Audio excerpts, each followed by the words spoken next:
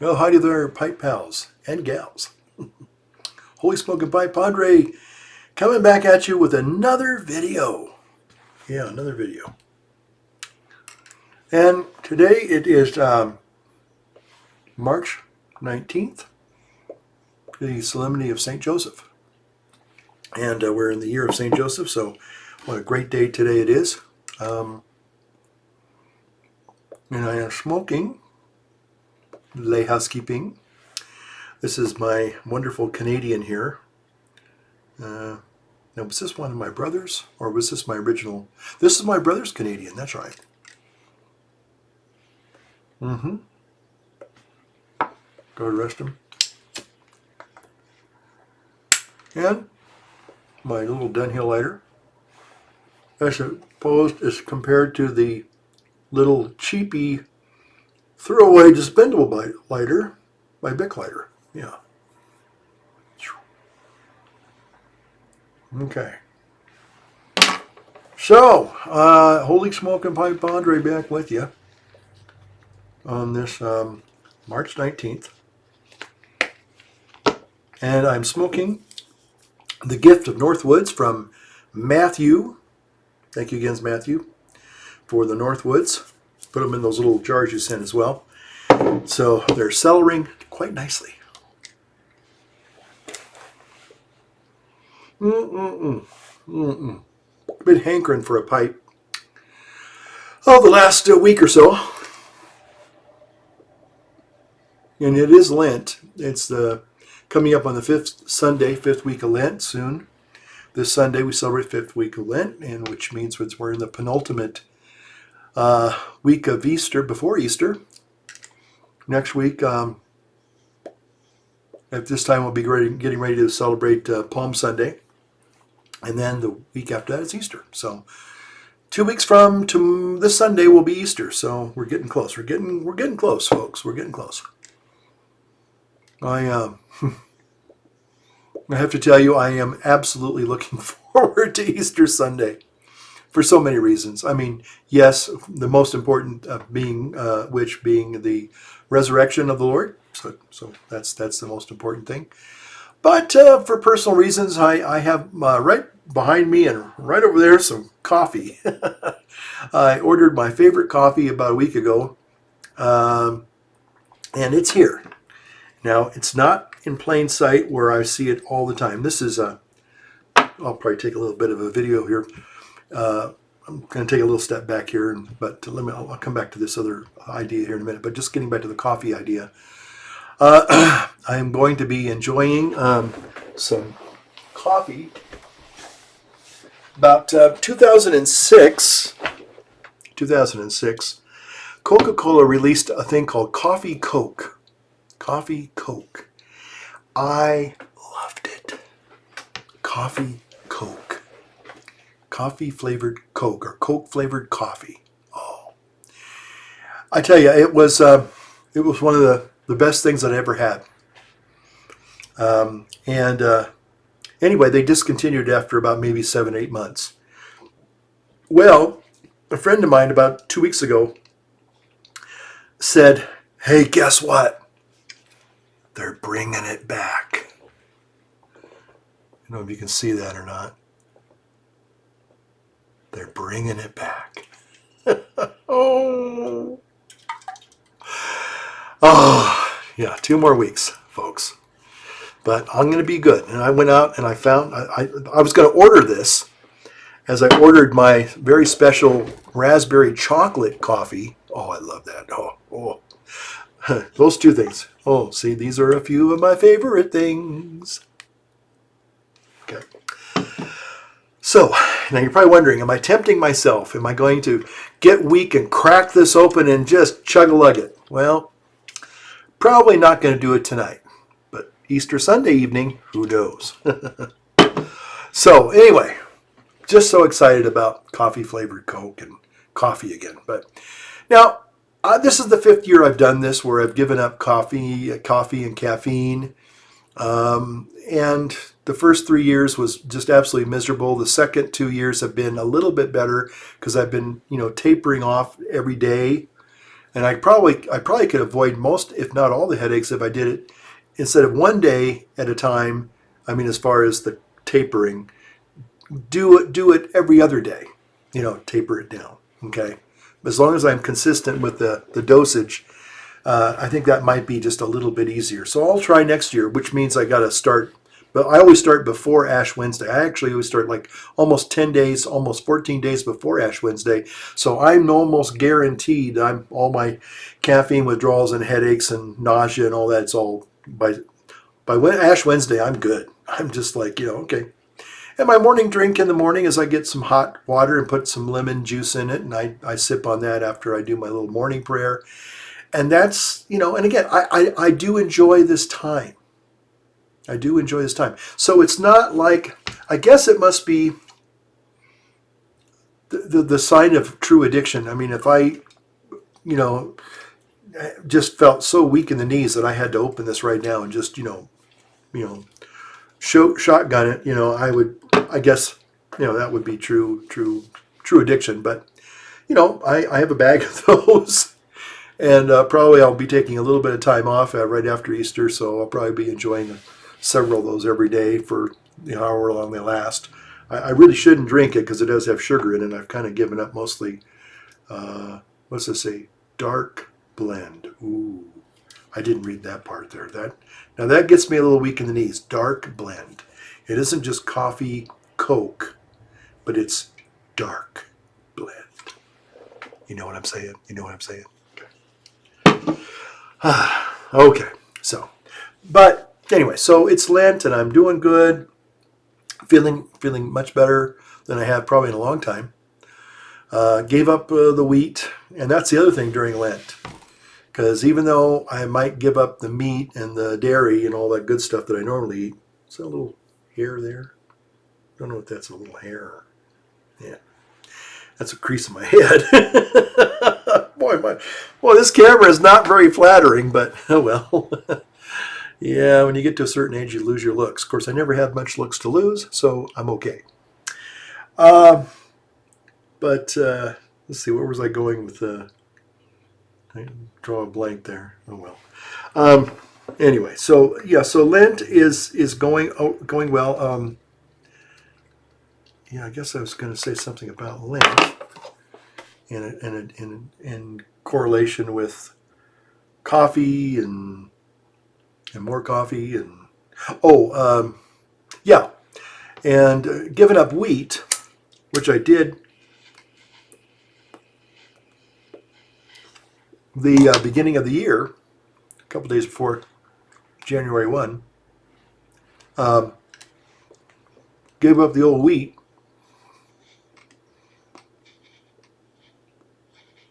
And I know that it just has a really bad. It just makes all my aches and pains worse. Like my hands, my lower back, and when I'm eating wheat, I sure feel it. I mean, yeah, it tastes good and all that stuff, but boy, and then during Lent, one of my real big temptations, and it happens right about this time. We're over halfway period of Lent's over, and you can see Easter on the horizon, and but for some reason I get really weak in the knees, and bread just kind of jumps out of nowhere and mugs me, and I start eating bread and wheat and crackers and all that stuff again. And so this Lent is going to be interesting if I can make it through, and I'm reasonably confident that I will not pick up the bread habit again. But normally in the Lent's past, even when I've given up coffee and other things, that bread, boy, that just halfway through it starts talking to me. That's an addiction. Let me tell you, that bread is an addiction. So yeah, got to be really careful about the wheat products. But other than that, I'm doing okay.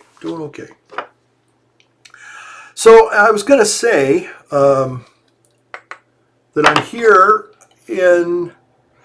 Okay, you may recall I had a studio back in my other rectory in Chico, and I miss my little other home there. I mean, I had a nice home there. I have fond memories. especially my little kitty cat Elsie, who unfortunately when she got here, I think one night met up with some coyotes, and that was the end of her, I'm afraid. And then I had a little kitten I got a couple months after Elsie disappeared, and it had coronavirus of all things, and it died within 3 months of me getting it. It was just the cutest little cat named Betty. Really loved that cat, and it was just the most. It was more like a real little mini person than a cat.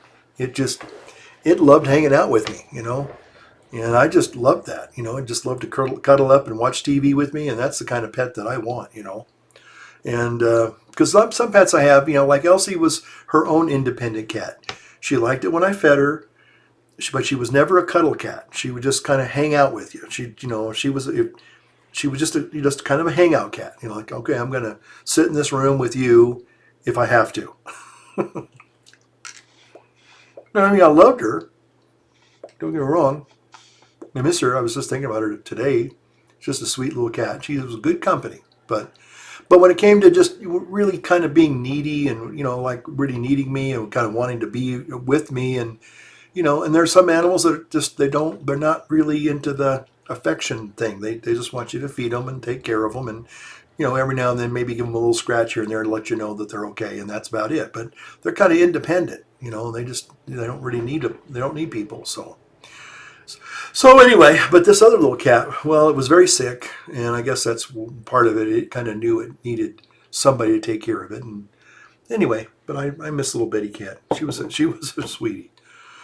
Maybe I'll get another cat soon. I don't know. Pets are so precarious. You never know what's going to happen. They're going to run away. They get sick.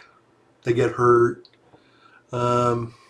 Or they can also be kind of, destructive in their own way. They don't mean to be, but, with a dog, especially a young puppy that pees everywhere and poops everywhere. And, you can certainly put the time into house break them, of course, but it just may not be something I want to go through, right now. I don't know. But, I mean, like I said, I love pets, love them dearly, but they are what they are. Well, I got on here for a couple of reasons. Kind of, wanted to. Some friends came last weekend, and they, God bless them, they're no longer. This guy's no longer a pipe smoker, but he had a couple of old pipes that he thought I would like, and one of them is this little meerschaum here, cute little Casper the Friendly Ghost meerschaum. That's what this reminds me of. Nice little, is that a Cumberland stem there? I don't know. Anyway, nice little pipe. Nice little meerschaum. Unfortunately, he also had this little cigarette holder thing. And I didn't know what it was at first. And I picked it up out of the box very carelessly. And I go, "What's this?" And it slipped out of my hand. Oh, hey, look at that. Maybe I could glue that back. I might be able to glue that back. I'm not a cigarette smoker. Obviously, this guy was a cigarette and a pipe smoker. I think he said he went from cigarettes to pipes. And but anyway, so this is a little cigarette, so you can look very elegant with your cigarettes. But I was never a cigarette smoker, so there you have it. But this nice little meerschaum here was really cute. And then he also had one more meerschaum. Oh, most people don't talk about meerschaums these days. But this is a really nice one. It's a Bacchus, but it's a grumpy Bacchus. Don't know if you can see that because the lighting is pretty bad in here. But it's a grumpy Bacchus. Yeah, that looks, yeah. Yeah, he's a grumpy Bacchus. And that's what happens. Oh, look at it. He's got gritted teeth, it looks like. Wow. Yeah, he's not happy. That kind of looks like me when I used to drink a lot. And anyway, so I'm going to get this kind of maybe put some pipe cleaners through it and really give it a try because I think it's got a really nice feel to it in the hand. It feels really great. So I want to say thanks to my buddy Dan for these little pipe gifts. That's nice. And again, I want to say thank you to Matthew again for the Northwoods. Really enjoy Northwoods, especially when I'm up here in the Northwoods. It's just so perfect. Mm, mm, mm, mm. Got the little legacy dot. No, I'm sorry. This is not a legacy dot. This is my brother's little legacy pipe, though. God bless you, buddy. Sure miss you. Anyway, so I'm making this video speaking about, going back to Chico days, which weren't that long ago. I had my little studio room. It was kind of a office. It used to be the old parish office. And then the priest kind of kicked all those people out, and I guess they actually built a really nice office building, so they didn't need it anymore. So the priest basically took the room and turned it into whatever, a study, a little library, a place to meet people and stuff like that. I turned it into my little study and my little, if you remember, my little studio, which I really loved. And there I had my Mac, I had my original Mac Pro, which I still to this day have, but unfortunately it's not in service right now. And but I was able to upgrade in 2016 to the new, at the time, relatively new iMac, the new Mac Pro, 2013. And most people started calling it the trash can Mac because for obvious reasons. But when you took the shroud off, it looked an awful lot like Darth Vader. Anyway, so I called it the Darth Vader Mac. This is when it was first coming out, and the pictures were dramatic, and it's all dark and black, and to me it just looked really much like a Star Wars kind of a computer. It was like so cool, and it went from the big, huge cheese grater Mac down to this little cylinder thing. I said, man, Apple people, you are so awesome. You make such cool things. Yes. And that's true, they do. However, the problem is, boys and girls, and of all ages, yeah, Macs are great.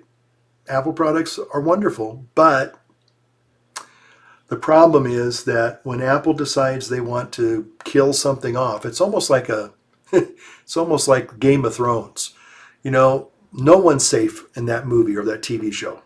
They killed off the main hero of the first season, the end of the first season. You're sitting there and watching Ned Stark, going to get his head chopped off, and you're deep down inside go, well, obviously they can't do that. He's the star of the show, right? They're not gonna, they're just gonna build up and he's gonna get rescued or saved or whatever, and because this is the season finale, so they're not gonna kill off the main star.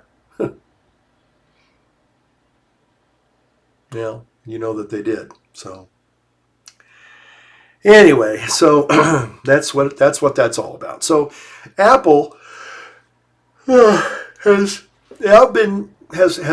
fallen head over heels in their M1 processors. Good for them. Good for them.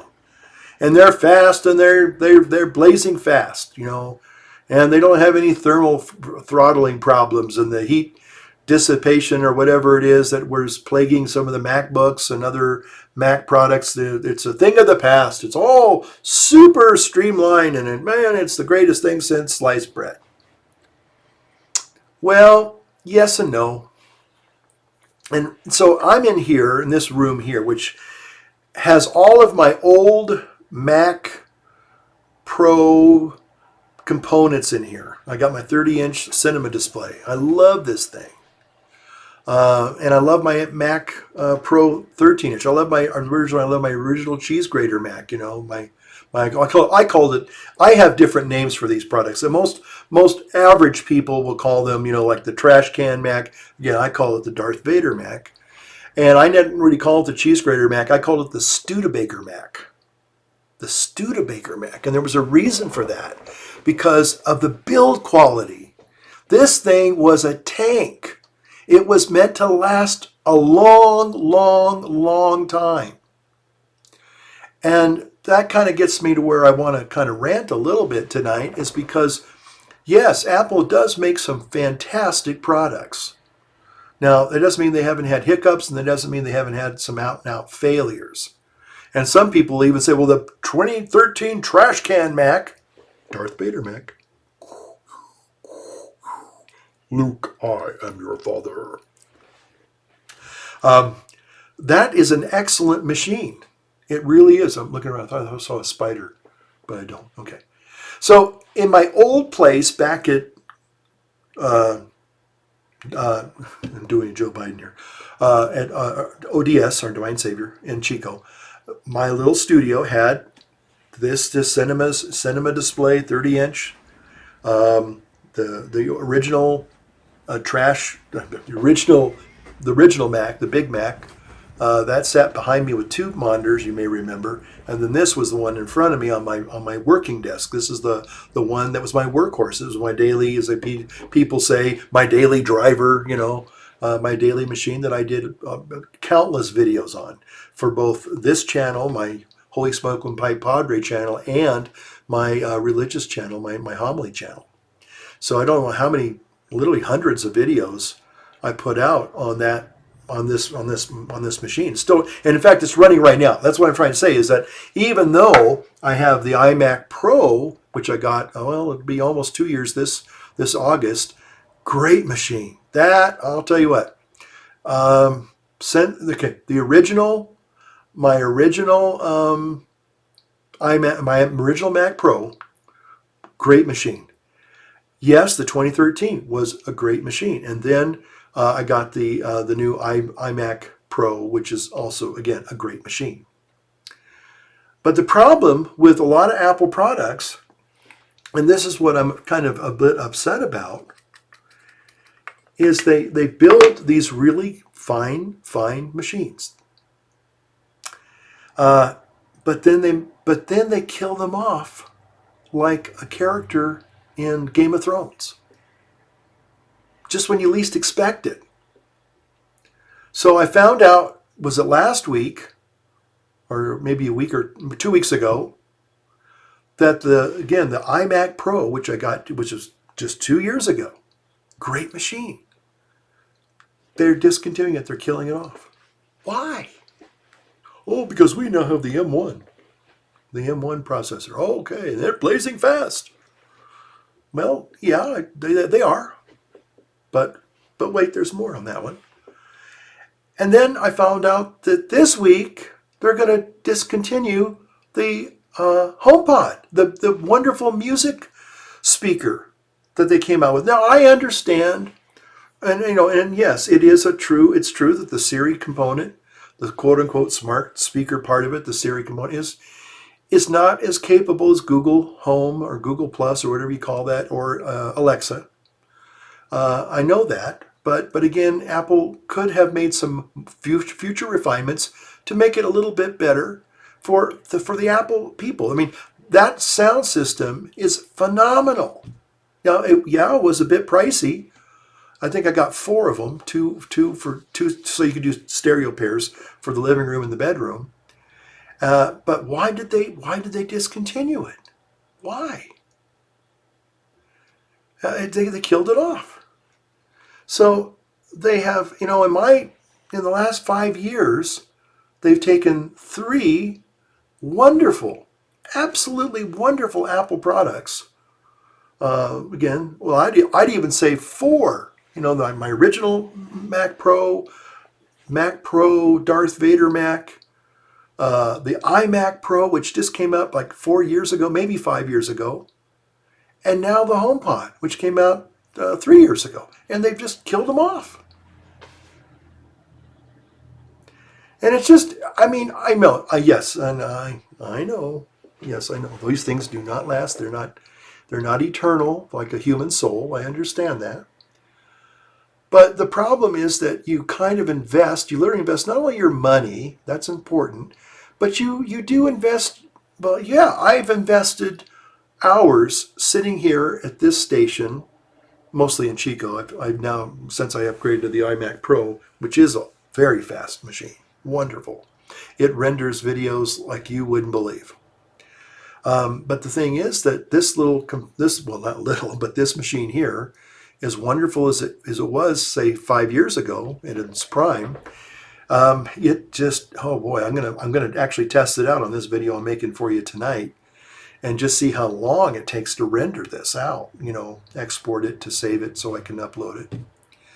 It's kind of sad because, it takes, yeah.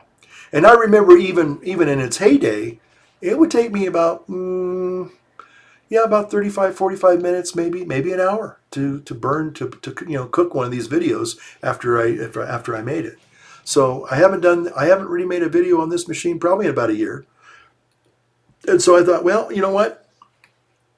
I'm gonna play with this and see where it's at. Now, the reason why I'm making this video is because part of me is, again, when I make an investment in something, I don't throw it out. I don't get rid of it.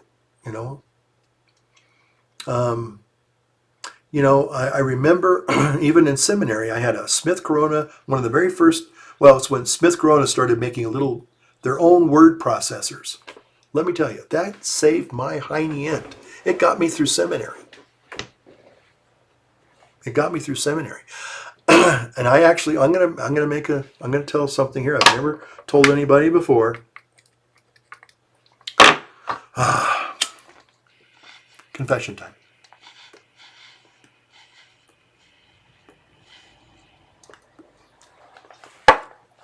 I actually, my last 2 years, and I know this is going to be hard for some of you to hear this because you're going to think, what? I actually plagiarized a lot of my last papers in my last 2 years of seminary. I really did. And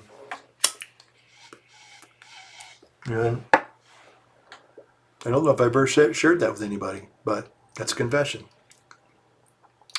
And here's how I did it. Because I had that Smith Corona my very first year in seminary. And I, going to, a graduate school, seminary's graduate school, it was a bit overwhelming academically for me. I was challenged my first year especially. In addition to carrying a full seminary theology load, I also, because I was deficient 9 units in philosophy, I had to do that congruently, and that wasn't fun. The professor tried to make it as entertaining and as interesting as he could, and he was a good man, good priest, but I still had that to make up. So I remember when I got that Smith Corona, and I started banging out paper after paper after paper after paper after paper. All I was doing in the afternoons and the evenings and on weekends is I was typing up all these essays and papers and stuff and turning them in. And unfortunately, I also had a couple of professors who did not like me. They figured that I was going to be probably an old throwback because I was a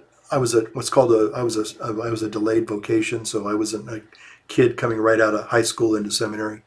I was actually I'd done teaching and been in the military and stuff like that. So yeah, I was not a babe in the woods.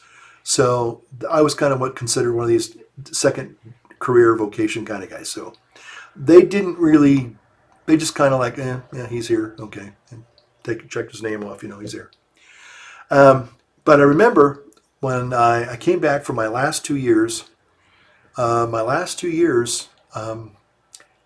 one day I was sitting there and I had to write this paper. And all of a sudden it dawned on me, because I had these little discs that I'd saved every paper the first 2 years. And I'd pop a disc in and I'd call up one of those papers that I wrote like 2 years before. And I went, well, you know what? A lot of the material that I'm covering now is applicable in this paper. And so after a little bit of, cogitation on these things, I would basically look at the body of the paper and say, well, I could keep this paragraph. I could keep this paragraph. I could probably use this paragraph. Maybe, change a few things in it, but I could still use that paragraph. Write a new introduction and a new conclusion. And essentially it's, so to my surprise, not only was I making life easier for myself by plagiarizing myself, but I guess you can plagiarize yourself. I don't know. That's what somebody said, well, you were plagiarizing yourself. I go, yeah, maybe I was. So yeah. And to my surprise, my papers were getting better marks than they originally were. Now, part of it has to do with rewriting. An old English teacher said that the secret of good writing is rewriting and then rewriting again. And so anyway, I think there's a lot of truth to that. So I kind of laughed a little bit to myself, and not that I was really doing anything immoral or illegal or unethical. It's just that I kind of found a way to make it easier on myself. Why not?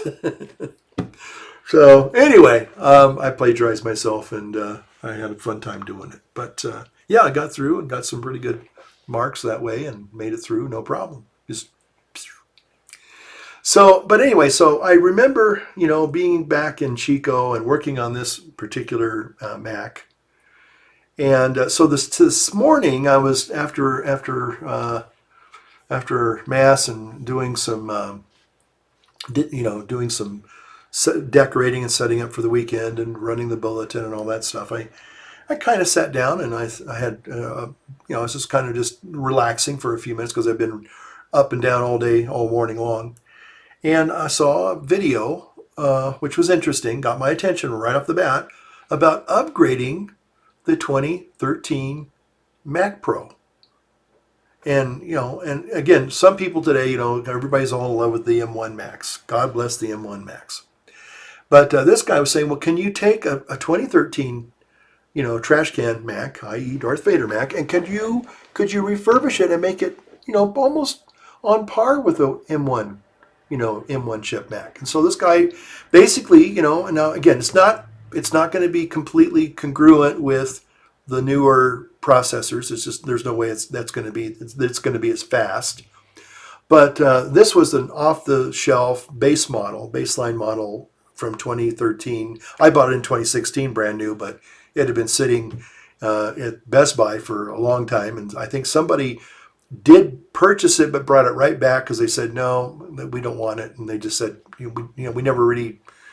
It's still brand new. It just opened. It was just like an open box. Sometimes Best Buy, you can get some really good deals there.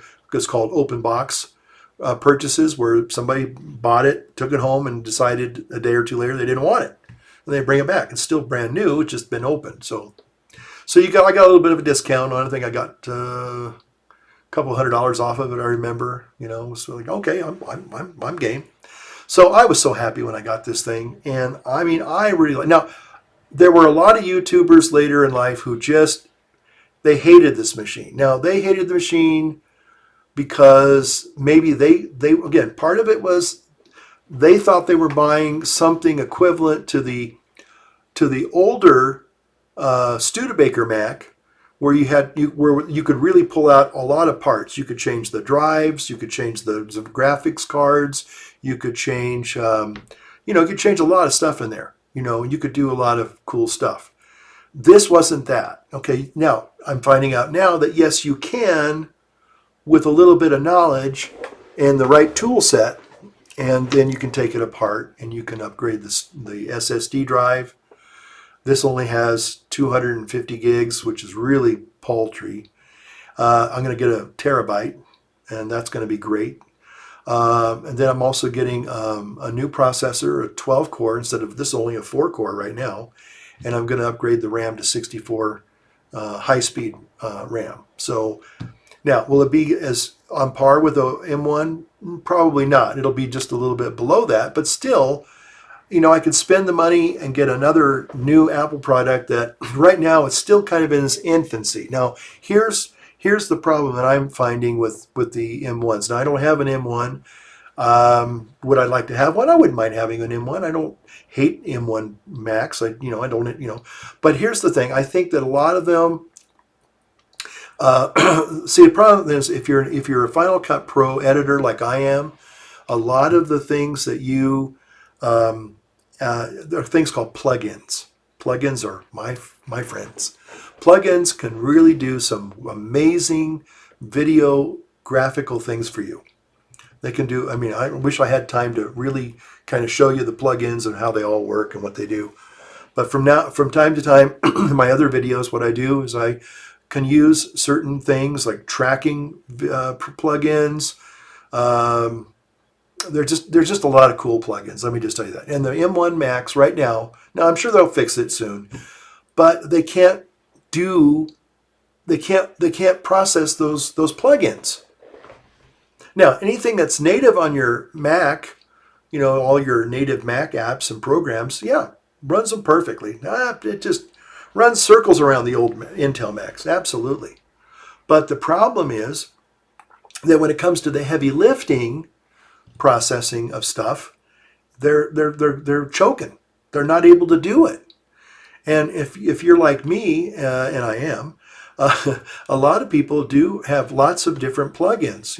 Whether it's text, graphical animations that's a plugin, lighting plugins, LUTs, lookup table things that can stylize the color of your video, do color grading. It seems like right now somebody said that they're starting to fix them, and maybe and I'm sure that they will. But right now, the Intel Macs, they do the heavy lifting. So, the M1 Macs are kind of like the sports cars, bzz, bzz, bzz, well, there they go again. But these old Intel Macs are like tanks.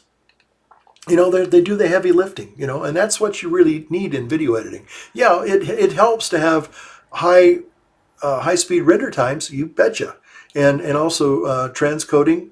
If you're going from, I know a lot of guys shoot stuff on, Canon and Sony cameras, and sometimes when they bring it into Final Cut Pro, they have to have it transcoded, and it's just a real nightmare. I just use mostly my GoPros and my Apple iPhones to do most of my video editing. Have done that for the last, at least the last 7 or 8 years. The last time I used a camcorder was probably back in my Good Shepherd days. That was back in 2015 was the last time I did that. So it's been about 5 years, 6 years that I've used a camcorder, a Sony camcorder, which were great. Now right now I'm using a Logitech 4K webcam. We're going to see how that comes out. But anyway, so I'm on here today to tell you that I'm going to be getting some upgrading materials for the new. It'll be a newer machine, that's for sure. It'll be an upgrade, and I'm really looking forward to it. So I know that the video I'm going to produce tonight on this machine right now is probably going to be clunking along for a couple hours just trying to render this thing. But that's why I'm doing this on one occasion. And the other occasion is just a little bit of nostalgia, because I really liked my other studio where, I had my green screen and I could do all sorts of different things. And, I really, really enjoyed that little setup, and it'd be nice to kind of recapture that to some extent. So I guess in some ways that's what I'm kind of trying to do here, is just, kind of a little bit of nostalgia tonight, just kind of playing around with my old my Mac Pro here. So again, for me, I don't know what it is about me, but yes, do I appreciate new and improved? Of course I do. We all do. But the thing is that, that's maybe why I'm a pipe smoker. You don't throw out something like this. Somebody go, well, that old pipe, good grief, man, that thing. Well, look at that thing. That's an old pipe, man. You should just get rid of that and get you a new one. Well, I guess I could do that, but with the joy of pipe collecting is it's like heritage. It's like tradition. Anyway, to be sure, there's a difference between, say, this lighter and this lighter. One is meant to be disposable. When it's done, it's done. But this is a work of great engineering, but it's craftsmanship, This is something that could be, with a little bit of care, handed down to somebody else. And the same is true with a lot of these Mac products. I have iPods that still work, some of the iPad, some of the Apple products that I've had in the past still work today. Although the probably little batteries are probably, and some of them probably ready to be changed out, but you can do that. Thanks be to other little stores and mom and pop little, web places that you send it in there and they pop it open and take out the old battery, put a new one, and Bob's your uncle, Sally's your aunt. And I guess that's kind of the problem with when you create something that does have lasting value, but then when the company, see, this is where I'm getting, the company decides we're going to discontinue that. And then sometimes they do it so abruptly, it's like, what? And you kind of feel a little bit betrayed. Of course, we're coming into Passion Week and Holy Week. Maybe there's a president there. You feel a little betrayed there. You feel like, wait a minute, I invested this money, I invested this time, I've invested do I dare say a little bit of trust in some of these products to do what I want them to do. And I don't trust them for my eternal salvation. No, I do not do that. But I'm saying that when it comes to, real, just, secular or even semi-secular or even secular things or even sacred things that I create sometimes, there's a trust that you go, okay, I can use this machine to create this. And so when you're a content creator, you really do depend upon these things. You make an investment, and you do have a bit of an attachment to them. I will not be dishonest. I know that one of the things in Lent, you're supposed to practice a little bit of, detachment in some ways. That's why you try to give up your creaturely treats, the good ones, and say, okay, I can live without that for a little while. Yeah. But for the most of us, everyday life, we do depend upon certain things, just like your car. You depend upon your car to get you from point A to point B. And you make a financial investment. You probably make even an emotional investment to some extent, especially when you feel like, well, this has got me down the road for the last 5 years. Maybe I can put some more money into it. It'll get me down for the next 5 years. Who knows, But you depend upon it. And that's the way it is with these Apple products. And I have to say that, I have become a little bit jaundiced right now because, I thought, well, maybe I should go out and buy a new Mac, M1 Mac. And I'm going, but I don't need one. I mean, I got these other machines that are still perfectly good. Now, they're not as fast, granted, although they're fast enough for me, except for this one here. This is going to drag on for days probably. But anyway, the bottom line is that it's a great little machine, and I ordered the kit to upgrade it this afternoon, and it should be here in a few days. So maybe on my Easter break, I can, they have some wonderful videos that show you step by step on how to do it, and I even ordered all the tools. Make sure you got the right tools for the right job, laddie. So that's another thing. Anyway, speaking of a little bit of sci-fi there, I normally don't do this. I did like in my own way. I liked some of the superhero movies, although I'm not going to watch Captain Marvel, and I'm not really. I like the first Wonder Woman, but the second one is, I'm sorry, it's not good. I don't like the message. It's all about this feminism BS and. Sorry, you feminists out there, but you guys got to get over it. Eventually you're going to get the right to vote, and someday you'll get that. So stop your complaining, stop your whining. But anyway, I just don't like some of the messages that are coming through in some of the videos. They're just too cancel culture, too PC. It's just like I just don't have time for it. It's like I know that gentleman scholars are really into comics and the sci-fi and all that. And for the most part, I like it when it's not overly preachy. And but unfortunately, I think lately the stuff's coming on. It's just too PC. I just it's like I get to a point where I say no, I'm not watching that. I'm not going to waste my time. But talking about wasting time or whatever, I don't know how I got sucked into this. But I guess the new Justice League Zack Snyder director's cut came out yesterday on the 18th of March. They were making a big deal about it. And I thought, I kind of liked the Avengers. They weren't too bad. It was kind of a fun movie. But anyway, so they were talking about this new Zack Snyder, the director's cut. He was the director of Justice League. And they're saying, hey, it's a completely different movie. Now, I might have seen it originally and forgot about it, to be honest with you. Kind of like, oh, well, forgot about that one. And again, at first I was intrigued, and then I went and I found it to watch it, and I saw it was like over 4 hours. And at first I go, I'm not spending 4 hours watching a comic book movie. I'm just not going to do that. But then I saw a few more reviews, and I got to be honest with you, it intrigued me. I said, well, okay, if it comes off like the new stuff that's out there now, if it comes off, really preachy and, all of the new political correct stuff, I'll just turn it off. So I thought, okay, and I was thinking it was like 6 o'clock. Yeah, about 6 o'clock, 6:30.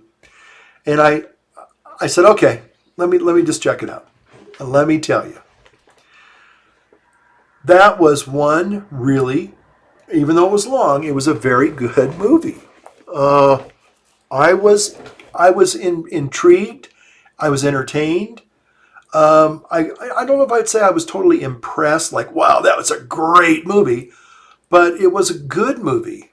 I thought it was a good movie. I don't think there might have been a few curse words in there that I think they could have done without, but there wasn't anything other than that I felt a bit objectionable. but because some of the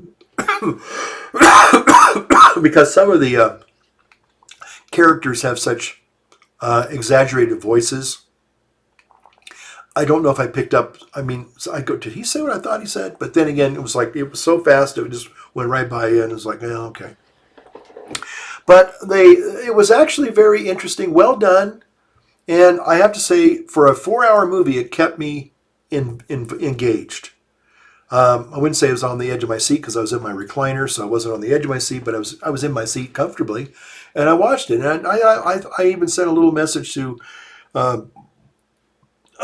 Gary there, say, hey, have you seen it yet? Because I know he would love to see this movie. But I'm telling you, it was a good movie. Now, 4 hours is a bit excessive, but I thought it was really well done. So I think that's the second movie that I've been listening to or hearing reviews about where the theatrical version, they chop it all up and it doesn't make any sense. I guess Kingdom of Heaven was like that. That was an interesting movie, but I didn't like it for a lot of reasons. And they said, well, if you watch the director's cut, you might find that you actually understand it better. And because a lot of things that he did, I didn't understand the character in the Last Kingdom or whatever it is, the Kingdom of... anyway. It was a movie with Liam Neeson in there and Orlando Bloom. I think he played the main character. City of God, Kingdom of God, something like that. Anyway, it's a kind of a medieval movie about the Crusades. Anyway, interesting movie. But I haven't watched the director's cut of that. But I just have to say that was an interesting movie. And if you have some free time to kill, it might be a fun little excursion for you. Great popcorn movie, I will say that. There are movies that are really, not wasting my time with this. And within 10, 15 minutes, I'm not going, if it starts getting a little too preachy and telling me I'm this or that and, all this garbage, I just say, okay, we're done. And some movies are, I guess I'll watch it to the end. And then there's some movies that are really quite good. You go, well, this was a really fun movie. So for the most part, I'd probably give it an 8 out of 10. So that's my little review of Justice League. Yeah, it's pretty good, pretty interesting. Might even watch it again sometime pretty soon. I mean, it was just a really interesting movie. So anyway, I guess I'm gonna go ahead and try and see what I can do. Crank this video out on this machine right now. I'm gonna write down the times and all that stuff to compare it when I upgrade it in a couple of weeks to see, how much improvement I've gotten for my bang for my buck, if you will. And hopefully by then, I'll be able to drink one of these and have a nice big cup of coffee. Oh boy, yeah. So anyway, until then, dear friends, Beard Pipe Pals, Take care of yourself and light up your world and light up your pipe. We'll see you on the next one now. Be good.